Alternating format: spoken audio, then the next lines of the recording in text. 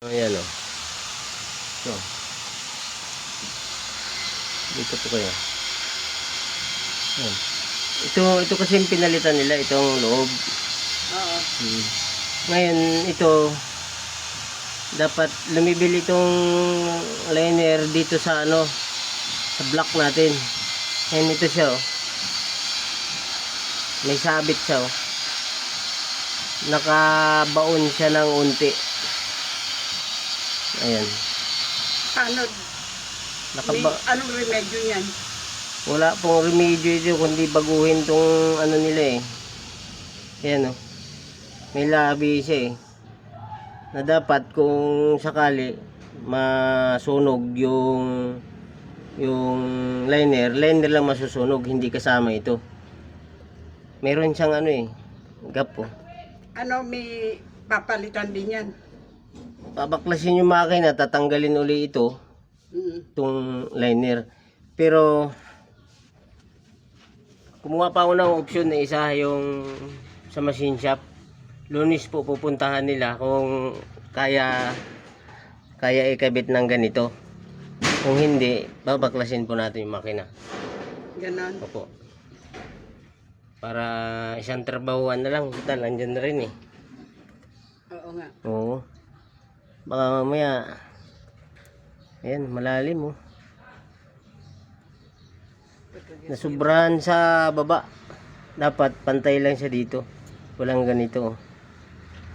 Kaya pagka ikinabit yung gasket,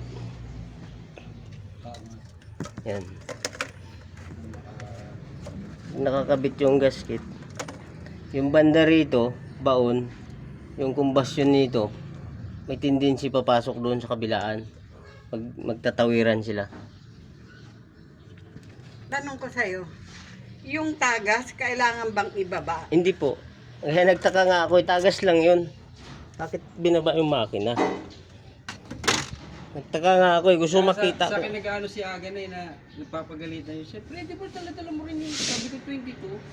Sabi ko, oo, dala-dala ko, pero Hindi kasi sa kanya umano eh. ipaliwanag mo, sabi ko gano'n sa kanya na, ipaliwanag mo kay nanay na hindi mo rin akalain, natatagas yun sa langis. Pero bakit ibababa yung makina kung tagas na? Kasi inano ko na kay Chip yun eh. Na gasket, ano lang yun? Gasket Kasi nga, nagpatapon ako ng dito. Hmm. Dito lang naman ang lapit-lapit. Ito Yan lang, lang oh, sa ito kapitbahay. Pagtawid lang, yan lang oh. Ngayon kung may tagas man ng langis, dapat dito lang yung oil seal sa harap, tsaka oil seal dito sa likod. Ibababa lang yung transmission.